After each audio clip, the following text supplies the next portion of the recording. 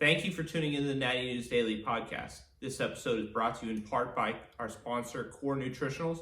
You can check out corenutritionals.com for all your supplement needs and use code Natty News Daily at checkout to save 20%. Enjoy the episode. All righty, welcome back to the Natty News Daily podcast. We are here with Chris Barakat, his second appearance, I believe, on this podcast. Figured that we get him on. His most recent post was shook some things up a little bit. I wanted to get his thoughts on it. But before we get into that, Chris, how are you doing? And how's life with the baby? Yeah, doing well, guys. Thanks for having me on again.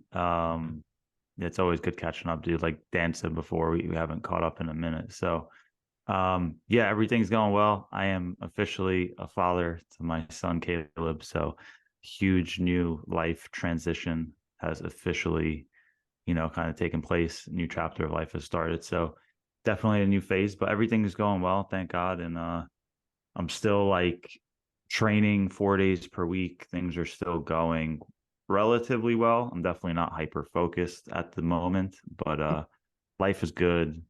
I'm really excited for my clients this year and the competitive season. And yeah, man, just taking it one step at a time. Mm-hmm. How are you guys doing? Fantastic. Living the dream, as they say, right? That's it, man. I wanted to actually just dive into that real quick because I think you brought up something, right? Like you're still managing to train 4 times a week. And myself, like that just astounds me because I feel like the wheels fell off when we had our second kid, right? Let's talk really quick for the other dads out there, for the people that are expecting kids. What sacrifices did you make? What modifications did you make to your overall program? And like just some tips and tricks, if you will, for those kind of be in your situation. Yeah, for sure. So I kind of told myself from the get-go that I wasn't going to take 2, 3, or 4 weeks off, which I totally understand, like giving yourself grace and giving yourself the most amount of time with your newborn. Like I think there's definitely importance to that.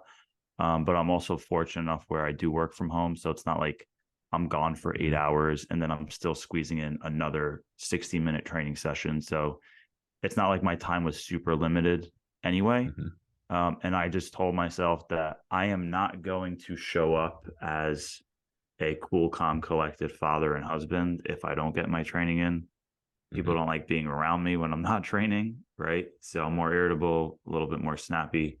And I'm a very like cool, calm, collected guy at baseline, but part of that is the gym is very therapeutic for me. So I told myself like right away, like, all right, we're getting right back into the gym. And fortunately, I've been able to do that. I will say not every session is like a progressive training session. Some of them do feel more like workouts. So there is a difference to me between like training and working out. And that's where I give myself grace. So even if I don't have a session where like, even if I have a session where I know I'm in a rush and I kind of just automatically say like, all right, today's purpose is not trying to progress and beat the logbook. Today's purpose is to get in here, get a good stimulus, get the blood flowing, feel better mentally and get the heck out of here. Right. So that still comes and goes where like some sessions are good and some sessions are meh, but I'm cool with it as long as I'm still showing up. And then I think 4 days per week is very reasonable. So yeah, literally, I took I was away from the gym Monday through Friday because we were in the hospital for 5 straight days complete. And then I got right back into the gym on that next Monday and just kept it rolling. Nice. Did you find that there were any, especially on like the rushed sessions, did you change up like your training philosophy or like anything like that? Yeah, for sure. So again, on those sessions when I know I'm going to have 45 to 60 minutes instead of like 90 minutes, like I would kind of prefer or would need, rather than trying to beat the logbook, I do very similar movements, but generally I would increase the repetition range. So decrease the load, decrease the rest interval, and then try to pair movement. So like, kind of superset things just to get things going. Whereas if I had more time and I wanted to maximize the amount of loads I was lifting, I would rest more and I would just be able to take my time with it and go through like a normal session. So I'm just cool with, hey, if today The goal is to get in, get a positive stimulus, regardless of how quote unquote productive it may seem on paper. Get in there, get some sort of hypertrophy stimulus, and get on out of there, and then just feel better mentally. So just cool with it either way. And then even some sessions like my leg session right now, I've been going back and forth between two different gyms, so the equipment's different. So then like the loading on every machine is different, and I kind of just I don't care too much. It's like whatever, as long as I'm training to a close proximity to failure, I'm getting good stimulus, this is good enough, and I'm cool with it. So I'm not hyper focused or being overly obsessive with that stuff right now. Are you logging any of your training right now, or certain sessions? Or yeah, I am. I'm logging most. I'm absolutely logging most, and I try to keep the exercise the same from microcycle to microcycle, or like those sessions. But I'm just not obsessive over it, you know. There are a few compounds that I'm more focused on, and then some of the isolation stuff, I'm just like, all right, I'm happy if I just match my performance right now, especially with shitty nights of sleep. And some days I'm up at 5 a.m. Some days I'm in bed till 9 a.m., which is like very unlike me. So I'm kind of just like sleeping when I can, you know. It's like some days I'm in bed by 10 p.m. Some days I'm in bed by 1 a.m. So it's the life structure isn't what it typically is for us as bodybuilders. And just for me, like for the last 10 years, I've usually had more routine and structure, but I'm just cool with it, man. It's no biggie. I think that's kind of something we're going to talk about once we start talking about the whole post thing, is people become overly obsessive over so many variables that it's really hard to decipher how much that's moving the needle anyway. And like, I think people talk about autoregulation in some components of what that means, but there's like a lot more to autoregulation than what we generally focus on, right? So this is kind of just like a complete autoregulation constantly, right? Like everything is kind of being autoregulated to a degree. Like the program is still kind of set, but it's super flexible if needed. So yeah, it's going well. Yeah, I can definitely vouch for that. Like the need to. So I'm a little bit different where I had to scale back. Like right now, the last 2 weeks, it's been like twice a week. There for a while, it was 3 times a week, and that was pretty sustainable. Like I could do that Yeah. pretty consistently. But I didn't log anything just because I knew like I was gonna just beat myself up if the performance wasn't there. And I went in with that same mindset, like you said, like let's just get a good stimulus, get close to failure, some modicum of failure with a decent amount of volume, and like get out. Yep. And a couple sessions, like, all right, let's make this one hurt and have some fun with it because I need that right now, right? For sure. But what I found with that, because now, so my daughter is just shy of 3 months. It's been like this for about 3 months, and I wouldn't say that my physique has really suffered at all. Even just training 2 days a week, 3 days a week, not really structuring things, not tracking, it's just go in and work hard, which I think really ties into exactly what your post was kind of saying. So I don't know if you want to like summarize that post that we keep kind of hinting at, and then just kind of dive in from there. Yeah, for sure. why don't we read it first? Yeah, that's what I was gonna say. Let's get to Butcher your because words, Chris. a lot of people misperceived what was actually stated, and it's like there's nowhere in that message did I say that, right? And then people just started talking about random things like volume or frequency or like random variables. I'm like, this is not what I'm talking about, but sure. So Dan, do you want to read it or you want me to read it? Yeah, I've got it up. If All right, I cool. can read it. The last 20 plus years of exercise science research has made no practical difference on the muscular development of natural bodybuilders competing on stage. Nutritional sciences has not moved the needle much either.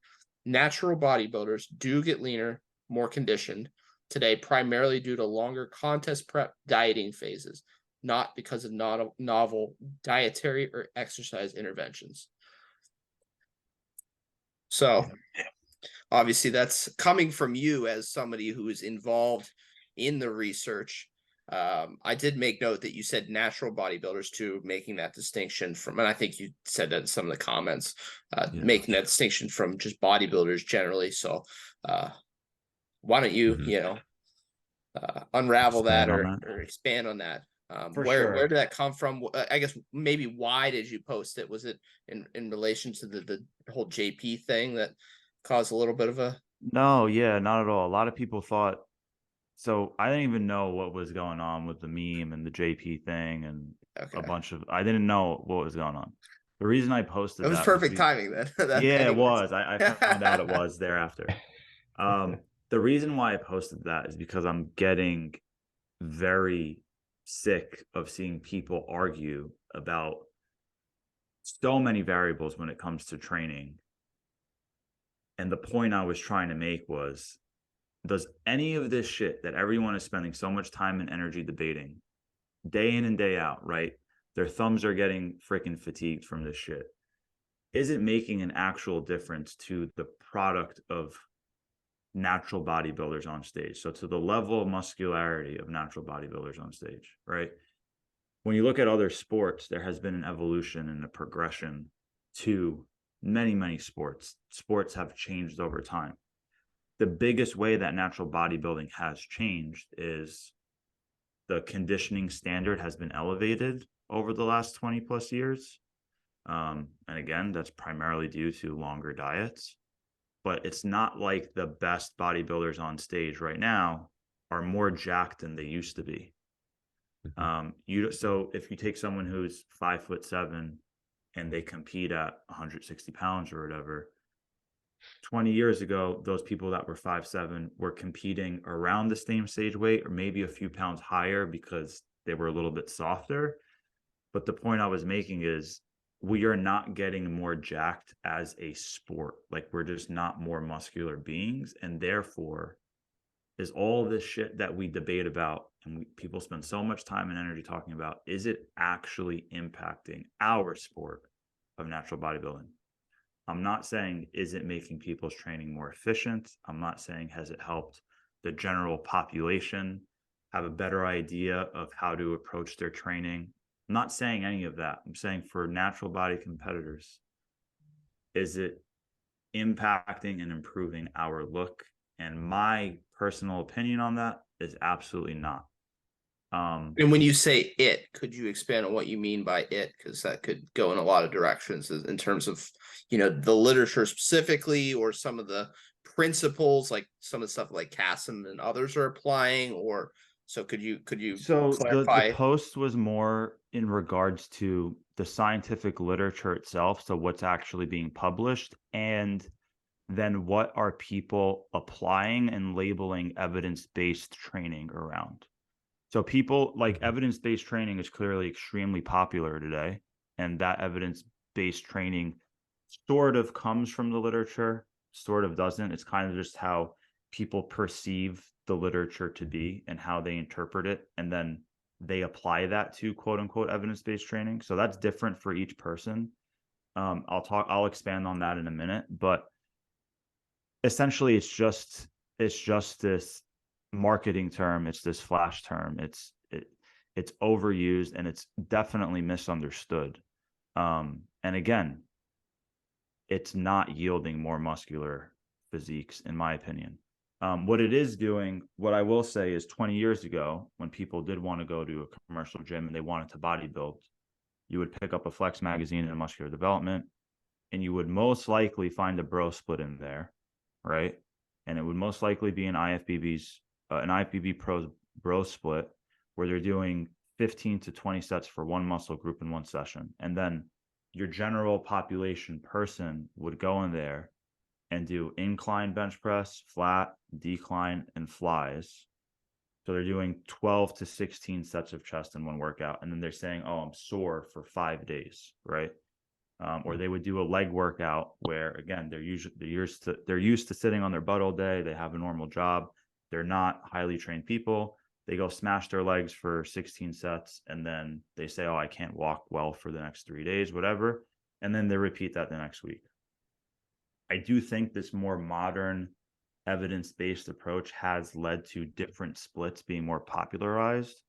for the general public, so upper lowers, push pull legs, whatever it may be, doing less volume per session but hitting each muscle group twice per week instead of once per week.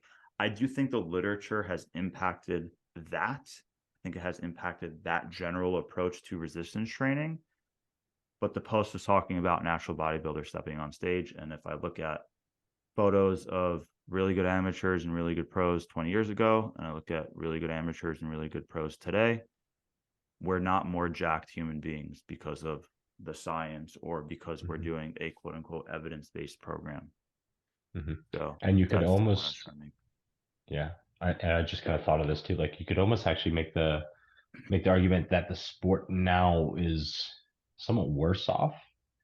The popularity is better, which is great for the sport, but because of that, the pool is a little bit more watered down, right? So if you look at the average natural bodybuilder now versus the average bodybuilder then, if you only had, a handful of guys doing it, they were probably the more extreme guys that took things seriously, that had better physique development, versus now it's much more commonplace to compete. So if you're looking at it truly just on like comparison of physiques, like your top 10 at a show now versus your top 10 at a show then, those guys probably proportionally look better. I agree for sure. I think part of that has to do with us having more classes today. So we're diluting the divisions. And then obviously, because it is more popular and there's more organizations, you're having fewer competitors in each show rather than these larger, more competitive classes. So yeah, I would agree with that. And that's another thing. Like sometimes I look at our sport and I'm like, damn, has natural bodybuilding, not from an organizational standpoint and the promotion standpoint. I'm talking about, are our physiques potentially worse today than they were 20 years ago, right? That's obviously debatable, and it's not a black and white thing, but sometimes I think that the competitors 20 years ago were much more artistic, and they looked at their physique as something they were trying to sculpt. So they took more of a subjective, abstract approach to training. And they did take, in my opinion, a very individualized approach to training. Oh, I really want to bring up my delts, so I'm hitting delts 3 days per week. I really want to bring up my quad sweep, so I'm doing X, Y, and Z for my legs. I feel like everyone today kind of just does the same shit. You're either doing a push-pull legs or you're doing an upper lower, or like if someone tells me how many days per week they train, I could probably tell you what their split is. You know what I mean? And I feel like before, even though a lot of people were probably doing a bro split-ish, I feel like there was a more abstract artistic component to it. And like maybe if they were doing a leg day and they needed to bring up X body part, they would sprinkle that in on that day or whatever. I feel like there was more abstract thinking to program design, whereas now program design is very black and white. And I don't know if that's helped the sport at all. Almost like it was more in the gym experimentation versus like in the clinic and the lab experimentation. 100%. Yeah. So now people see like this article comes out, says I need to do this, and like I live or die by that, where they don't realize that that's one randomized control trial as an example in like a plethora of others that may not necessarily have a cohesive kind of message, right? Yeah, for sure. Something I hinted at before, and I was gonna mention, I was potentially gonna make another post about this specifically, was what is evidence-based training, right? So like I can make an argument for a bro split being evidence-based, but most people would deem that as quote unquote bro science or not a science-based program, right? When people think of evidence-based hypertrophy training, again, they're probably thinking of a push-pull legs or hitting it twice per week, not once per week, whatever it is. But why? Like we do have evidence that if you did run a bro split, you are going to gain muscle and gain strength. So like, how are we distinguishing this stamp of approval and label on what is evidence-based? It's kind of just like what's trendy, what's hot at the moment, what's your favorite influencer doing, what's this IFBB pro doing, what's this Natty pro doing. Oh, that's what the latest scientific evidence support. So that's evidence-based training, right? I mean, we can make an argument so many different ways, and I just feel like, again, I think I'm just getting frustrated with what I see being utilized in practice, and then more importantly, like how the research is being interpreted and utilized. And I think people don't understand that if you take a data set, right? If I run a randomized control trial and I just give you the data, the objective numbers, okay? If I look at that data set with my colleagues and we write a manuscript based on the objective data, our discussion section, our conclusion is going to be different than if we give it to 6 other researchers from a different lab and they write up their manuscript, and it's going to go through peer review and it's going to get published. So it's like, yes, the data is objective and black and white, but how we conclude what those interpretations are very different from person to person. And that's why you do see people critiquing other research and saying X, Y, and Z could have been done better, or I don't necessarily extrapolate that information or that practical utilization from that data out of that study, right? But again, to the layperson, if somebody is labeled a educator or an evidence-based practitioner, or if they're a well-respected coach or an athlete or a researcher themselves, if they say something, it's usually taken at face value, and it's not necessarily challenged, or it's not necessarily understood in more depth. Yeah. And too often the context that the research was actually done with is lost as it's passed through social media, right? Like someone who knows what they're looking for can read the conclusions and say, in this demographic, this age group, untrained individuals training 3 times a week with X volume and these exercises, this result happened sometimes.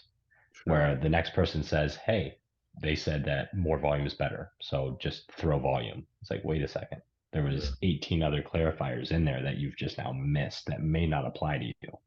Yeah. It's like you're not reading the fine print, you know? Mm-hmm. Yeah, for sure. Which we'll never get around. I mean, that's just how it's going to be, unfortunately, just as more and more people that aren't educated in reading research get their hands on research because it's more readily available, which is arguably good, I guess, Sure. right? I don't know, maybe you have opinions on that, whether the ease of access is beneficial or not. Yeah, I think the ease of access is great, but the issue is the form of the way that we disseminate that information in today's world with the forms of content that we use. It needs to be super short and sweet, and that doesn't leave room for further explanation. That's pretty important, and all the nuance that's important. So yeah, I mean, what do you guys think? So let's go back to the post quick. Do you guys think that natural bodybuilders today are more muscular than natural bodybuilders 20 years ago? I'm not sure. I see a lot of photos of guys where I'm just like, man, like we have some great physiques, right? Like I'm not knocking the Absolutely. current sport. That's our whole page. I scroll our page and just go like, holy crap, like these people exist right now, right? Mm-hmm. I think the more that we build the sport, the more widespread it gets, the more we're going to find those genetic outliers, which I think confounds our view, right? Like maybe it might seem that people are more jacked now if you look at like our page specifically, but that's because we're compiling people from across the entire world. Where 20 years ago, like you said, you pick up a magazine, so you see just a handful of guys out of thousands and thousands and thousands of gym goers, right? Yeah. So it's so much easier for us to see those physiques, but I wouldn't necessarily say that they're better, just more visible. For sure. Yeah. Dan? Me, it's challenging to discern, especially because in bodybuilding, like unless you're next to a guy on stage, it's often hard to see how a few guys compare. It does seem in general that the standard's roughly equivalent, but it's difficult because you don't have 2 guys that are on stage right next to each other. Lighting's different. All that stuff. So for me, it's hard to discern. My inclination is I don't think necessarily that that the standard has gotten better at the top end. have some people gotten better? I think probably some people have benefited from the more quote unquote evidence-based approach. My take though is that I think just applying logic generally is just a benefit, not necessarily relying on the literature, but just taking a logical approach and iterating over time. And hey, I think this mechanistically maybe sounds like it might work. Let me try this, or like let me try this bar, this new position, or this. So it's combining kind of like, okay, this mechanism makes sense on paper. Let me try to implement it. But is that, I don't know, is that derived from the literature, or is it more so from what's being done in the trenches? Just what's being done in the trenches. It's convoluted because I could also say like some of the the whole lengthen thing is popular right now, but it's not like that's necessarily new. I guess there's more evidence recently that it's that is showing potential benefits. And it's like, for me, like I've taken that and been like, okay, how can I get this muscle into a lengthened position, into a very lengthened position? So like, yeah, I mean, I've seen benefits personally, like recently, like for pec training, I've been using like a slightly high to low fly, which I'm able to actually open up my rib cage a little bit more and further lengthen my pec. And my pec growth and progression has been better in the last, like, I don't know, whatever, 4 months since I've started doing that than it was in like the last 5 years. So it's just like, but is it being, I mean, I guess partially derived from literature, but it's a lot of it's trial and error too, because maybe you try something and you don't like it, right? Or it's like, maybe this isn't, I'm not deriving what I thought I might. Yeah, and that's a perfect point. So another thing that people forget is a lot of what the researchers are exploring is because of what's being practiced in the trenches. So that idea has been extrapolated from practitioners, right? So it's like we're giving quote unquote credit to the research, but it's kind of like they just wanted to objectively quantify how this may impact these outcomes, right? So you're talking about lengthened stuff right now. There hasn't been any research specifically on a low to high fly or a high to low fly on the pecs yet, but you're still applying something that mechanistically would make sense, and you're looking and you're realizing positive outcomes from that. Yeah. Right.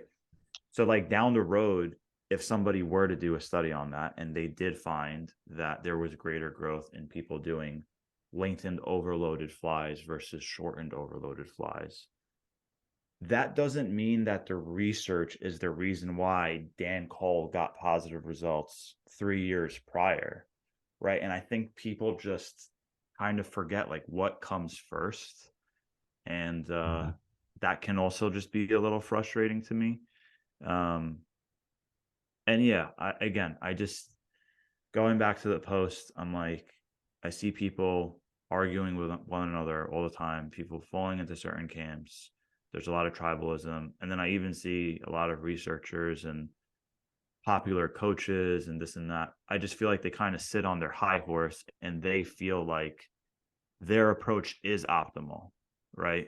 Even though their current approach now is way different than what they were doing 5 years ago. And they thought what they were doing 5 years ago was optimal.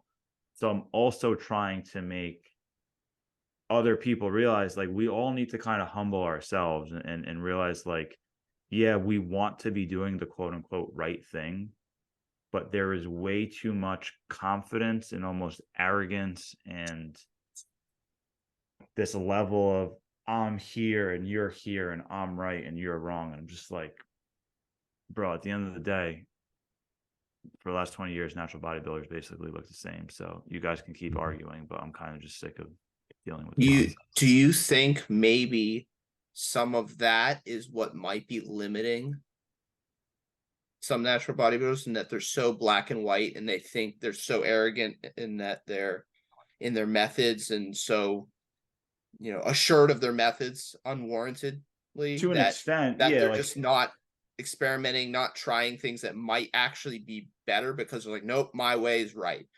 yep, I do think if you're super locked in your ways and you're not willing to experiment and try new things, you're just limiting yourself, and that could be shooting you in the foot. Just generally speaking too, I do feel the fact that something like a push-pull legs is so popular today, right? I'll get your input on this. I know that time's clicking, but we can start a new one. But Yeah.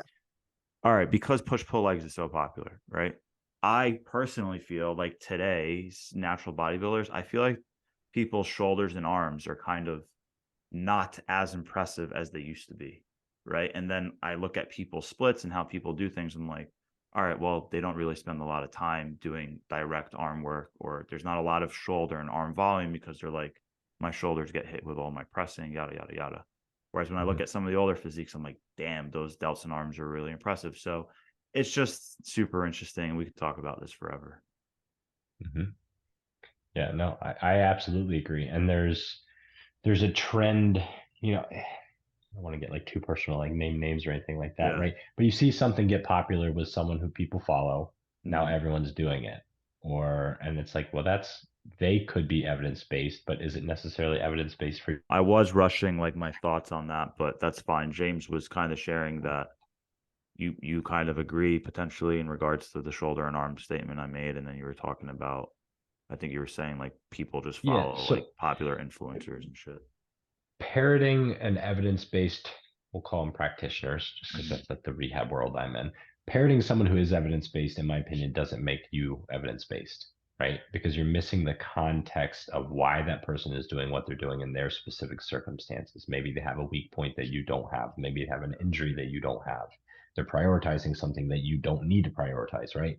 So the movement or the philosophy, the principle might be backed by peer-reviewed literature, but we have to remember that evidence-based has multiple other pillars, right? Expert opinion, personal preference, like all these other factors that come into play. And that I think is what is missed a lot from my opinion. I don't know if you guys would kind of like mirror that or not, but right, like one movement becomes popular and then now 15 other people are doing that exact same movement. And it's like, wait a second, why? Like, did you need to, or are you just doing it because it's this cool new thing and that person's a good bodybuilder? Yeah, I agree with that, in a general sense for sure. And I think individualization is being lost in some aspects where it's just like, oh, this is evidence based. This is the quote unquote evidence based way, so just do it. But then there comes this whole idea of the art of coaching. Like, coaching Mhm. isn't just a quote unquote science. There is an art to coaching, and not just in bodybuilding, but like coaching all sports and just life related things. I really like the podcast with Cliff Wilson and Steve Hall recently too, Mhm. because Cliff is someone who clearly gets great results with his clients, and he is still considered like this quote unquote evidence based guy from like the masses, but he does so many things that would be considered outside of the box or whatever. But he has his own reasoning and logic as Mhm. why he does what he does, right? And I think there's nothing wrong with getting back to that, like some of my biggest influences with training and nutrition is someone like John Meadows, right? Mhm. Rest in peace, the great John Meadows. And he was a great coach because he understood the science, the principles behind training, the principles behind sports nutrition. But he was also like very artistic and abstract with his coaching methods. And he would experiment on himself, on his clients, create unique programs. And I think that is what coaching and bodybuilding really is about. And I feel like that's been pretty lost over the last 5-10 years. Mhm. Yeah. Yeah, absolutely. I mean, fantastic coach. I mean, even his style of training is kind of revamped the way that I do a lot of different things, just, you know, in his general philosophy, the way the exercise selection and order of selection for those things. But I kind of think of him along the same lines as a coach like Berto, right? Very evidence based, but you're not going to hear him quoting and like citing research, right? Like there's other coaches in the realm for that, right? Like the true academics, the true researchers. Now Yeah. you're a hybrid, I would say, Chris, obviously, because you're kind of living both worlds there. Yeah. But just because they're not actively doing the research doesn't make them less evidence based. But also, yeah, I don't even know where I'm going with this, but yeah, you right. It's like that hybrid practitioner versus academic, or practitioner versus researcher, right? You Yeah. get the information, you disseminate it, and then you apply it. Yeah. I think that's something that frustrates me, is because there is this label of what I do and what I've done in the research world. Again, this is my perception. I could be wrong. And obviously, everyone perceives you a bit differently depending on what they've been exposed to when it comes to us as individuals. But there's a part of me that feels like I kind of get stamped with this researcher label. And I actually don't like that.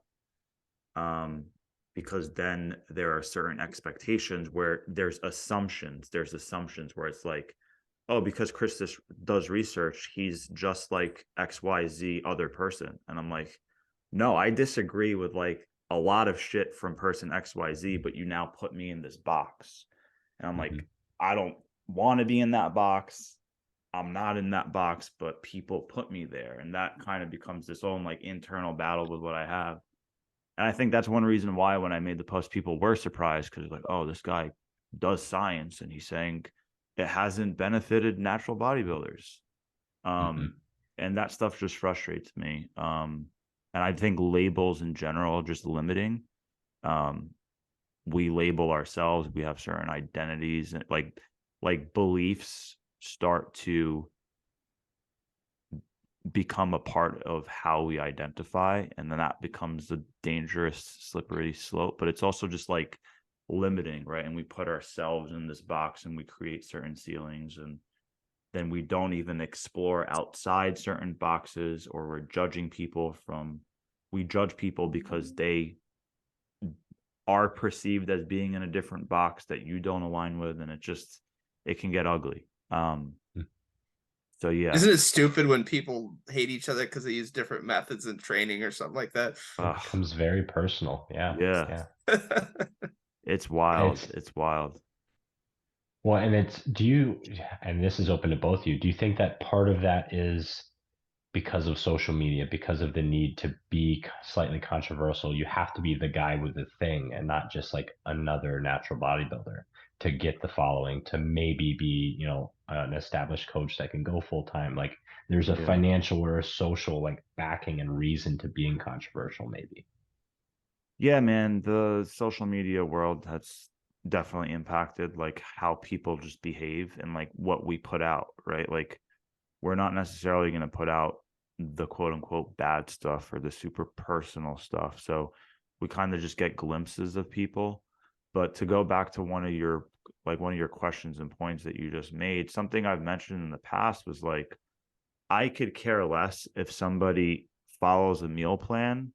They eat 6 meals per day and they're eating asparagus and whitefish, versus someone who does a more flexible dieting approach, right? If that person who did their meal plan steps on stage, muscular, shredded, conditioned, and like they reach their goal, I could care less about the method that they took to get there, right? I don't care if they did a bro split and hit every muscle group once per week, or hit it 2 to 3 times per week. Like to me, it doesn't matter. It's more about that individual's process, their self-development, their self-belief, their growth, everything that bodybuilding could provide to them. I'm not going to say that X competitor was better than Y competitor because they trained twice per week and followed a more flexible diet with macros, whereas Y competitor trained each muscle once per week and was on a meal plan.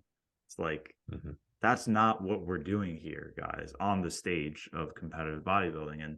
And people are being judged not only like physically, but their like mental and emotional intelligence gets judged based on the approaches they take. And it's like that with everything. It's like that literally with everything. It's crazy. Yeah, no, absolutely. Yeah. And that comes back to that whole camp and like the tribal, right? Like if you're in this camp, you can't like people of that camp, and Yep. we're superior and you're not. And you guys are. I'll come back to the cavemen, right? Like we're probably very similar. If we just, if bodybuilding was taken away, most of us probably would be just completely normal dudes and be able to have a conversation with each other. Yeah. Yeah, I think taking away the face-to-face component also impacts things as well. Mm-hmm. For sure. Yeah. And then one thing I'll quickly mention was the reason I highlighted, hey, I'm talking about natural bodybuilding in the post, was because enhanced open bodybuilding has drastically changed over the last 30 years. Let's call it like 1990s to now.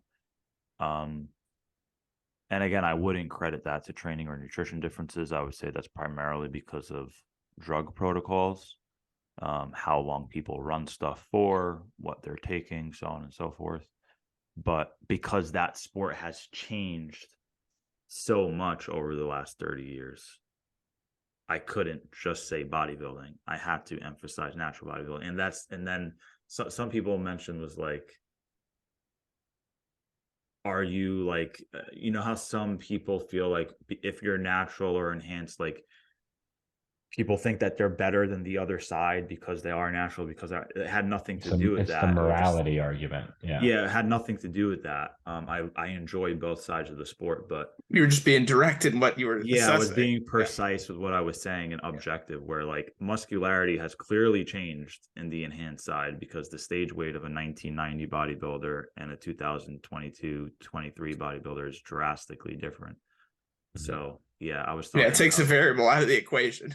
I was taking training and nutrition stuff into play. And even on that side, I don't think these guys are bigger today because they're doing more evidence-based training or a novel training or approach or a novel dietary approach. It's just the pharma stuff. So we could look at that side, and then I would just accredit the changes primarily due to pharma, not training and nutrition, and the post is back to being what the post is. Love it. Yeah. But you're right. Like people want to skew what you say and their perception of what you said. But I think the group here would agree with what you said. I don't think there's any real argument.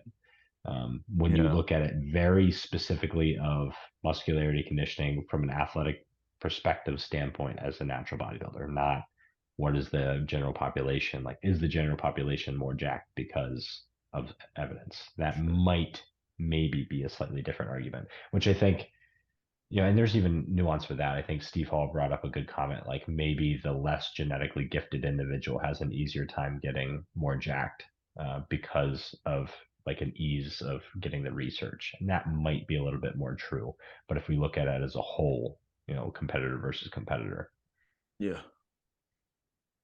Yeah, and that kind of goes back to what I was saying more about like Gen Pop not spinning their wheels as much, or like your random person that is getting involved in resistance training in 2023, they're probably not doing a bro split. They're probably doing an upper lower push-pull legs. And I do think that's better for them, right? They're doing less volume per muscle group per session rather than like crazy amounts of volume per muscle group per session. And in the past, I used the analogy of like, if you look at endurance sport, to me, if you do a bro split and you're a beginner, it's like me trying to run 12 miles this Saturday rather than running 1 mile, right? It'd be really stupid for me to attempt to do 12 miles when I'm not used to running, but that's kind of what people do when they do these super high volume workouts, when they're used to doing 0. So their baseline per week is 0 and they jump to 12 instead of going from 0 to 3 and then 3 to 4 and slowly but surely climbing up, the same way you would progressively overload endurance sport. Like it's so obvious there, but it's just not obvious with resistance training. And I've used the analogy in the past, like if someone jogs a mile tomorrow and it's the first time they jog the mile in forever, they're gonna fucking time that mile. Like if they did 4 laps on a track, they're gonna time it, and then the next time they do 4 laps, they're gonna try to beat that mile. Like you don't have to tell them anything, like just inherently, like that's just what people do naturally.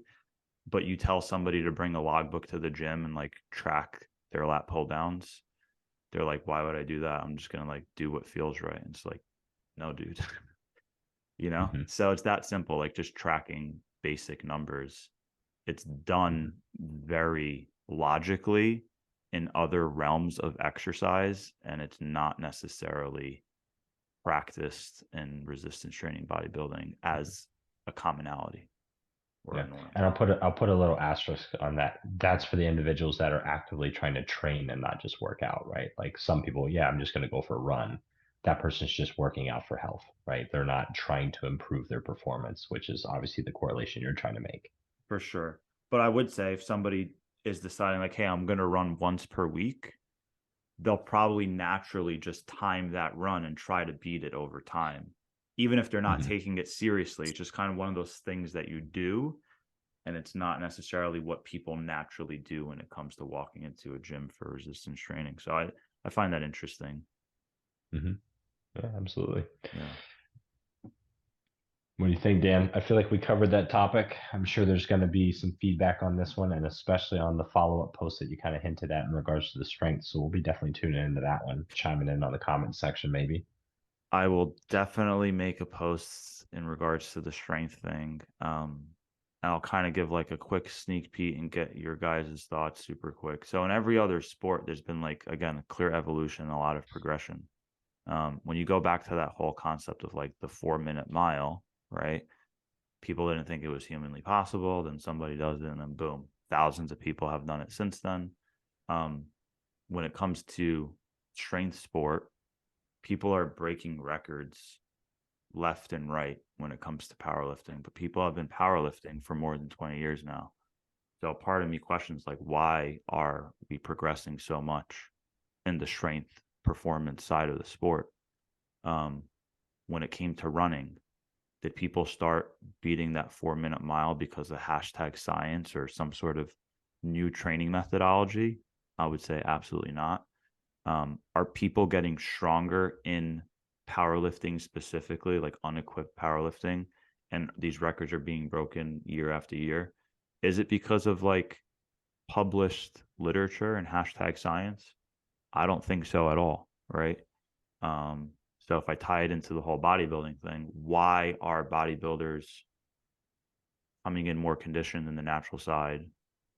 It's because like that's the new standard, that's the new norm, and like because you've seen it previously be accomplished, you have more belief that you can attain that, right? Something similar, that, or something better. And that has pushed those other sports like running and powerlifting forward tremendously.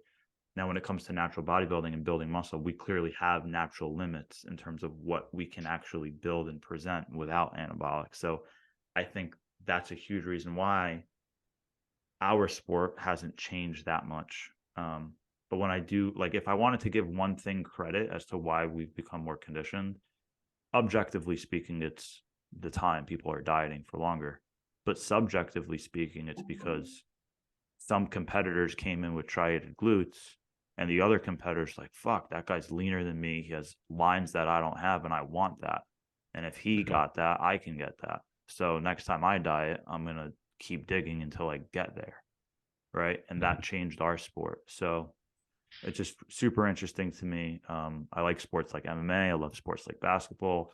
And those sports have really evolved. Like basketball is totally different now than it was 20 years ago. Right. And you see like high schoolers pulling up from damn near half court because they see Steph Curry do it. And they're like, oh, fuck it, I can do it too. And it's like becoming a norm now. Right. So I think that's really interesting because all of that is subjective. That's all self-belief stuff. That's not like, oh, these researchers conducted this study and now mankind believes that this is possible, right? I just think science gets like so much credit for shit where it doesn't necessarily, it shouldn't, and it's like just not responsible for what we're seeing. But those are some. It's almost like having blind optimism, right? Or like naivete going in, right? Just I can do anything. And I've talked about that a little bit before. Like when I got into bodybuilding, I really didn't.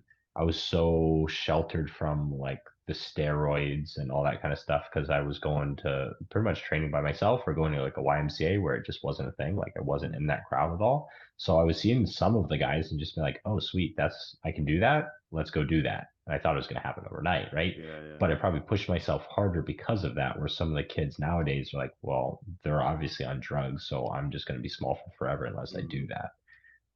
Same with training intensity, right? I see people still all the time. I used to think I trained hard. Now I train harder than what I did. And I still see people take sets. I'm like, dang, like you can do that? All right, now I'm going to go do it. So absolutely, I agree.